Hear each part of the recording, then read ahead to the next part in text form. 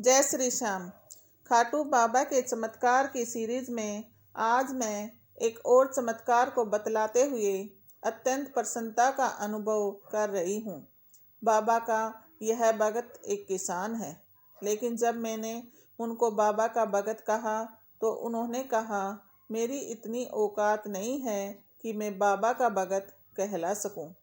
जब मैंने इसका कारण जानना चाहा तो उन्होंने कहा, भक्ति क्या होती है, भगत किसे कहते हैं, यह मैं नहीं जानता।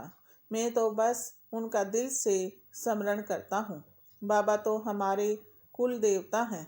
यह परंपरा हमारे परिवार में चलती आ रही है कि कोई भी शुभ कार्य हो, जैसे परिवार में शादी समारोह हो या बच्चे का जन्म हो, मेरा कहने का अभिप्राय यह है कि परिवार में कोई भी खुशी का माहौल हो तो सबसे पहले हम अपने कुल देवता को भोग लगाते हैं और उन्हीं से आशीर्वाद लेते हैं। यह हमारे कुल की परंपरा है और मैं कभी भी खाटू श्याम नहीं गया। मैं बाबा के उसी मंदिर में जाता हूँ जहाँ पर मेरे परिवार के बड़े बुजुर्ग जाते रहे हैं।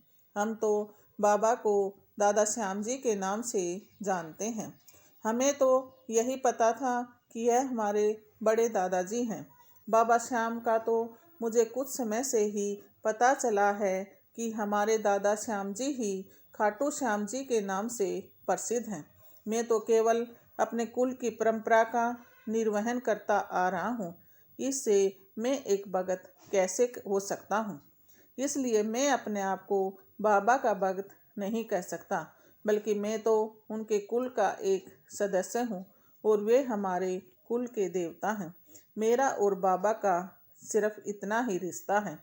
लेकिन अब मैं एक ऐसे चमत्कार के बारे में बताना चाहता हूँ जो मेरे जीवन में घटित हुआ।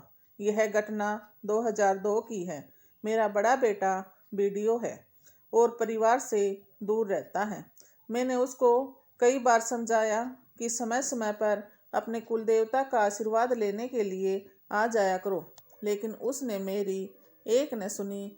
और जब उसकी बेटी 10 वर्ष की थी और बेटा 8 वर्ष का था, तब वे हकलाने लगे, यानी बोलते बोलते अटक जाते थे।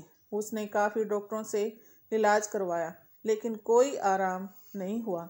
मैंने उसको कई बार कहा कि अपने दादा श्याम जी का आशीर्वाद दिलवाने के लिए आ जाओ, लेकिन वह इसे एक अंधविश्वास मानता था। लेकिन लगभग 2 वर्ष और निकल गई और उनके बोलने में और भी ज़्यादा परेशानी आने लगी। तो एक दिन आकर रोने लगा कि पिताजी, अब तो आप ही कुछ करो, नहीं तो मेरे दोनों बच्चों की ज़िंदगी खराब हो जाएगी। मैंने कहा कि तुम इनको यही छोड़कर चले जाओ, और वह गुस्से में आकर अपने दोनों बच्चों को हमारे पास छोड़कर चला गया। मैं उसी समय दोनों बच्चों को लेकर अपने दादा श्याम जी के मंदिर में गया और आशीर्वाद दिलवाया और अपने बेटे की तरफ से माफ़ी मांगी। साथ में ही बाबा से विनती की कि बाबा, इन दोनों बच्चों को ठीक कर दो। मैंने दोनों बच्चों को बाबा की सेवा में लगा दिया। 6-7 दिन के बाद दोनों बच्चे पूरी तरह से ठीक हो गए और वह पहले की तरह बोलने लगे। उस दिन के बाद सभी अपने कुल देवता पर अवश्य हाजिरी लगाते हैं। आज वह बिटिया डॉक्टर है और बेटा आर्मी में ऑफिसर है। फिर भी उनको जब भी समय मिलता है वह बाबा के मंदिर में हाजिरी अवश्य लगाते हैं। जय श्री श्याम।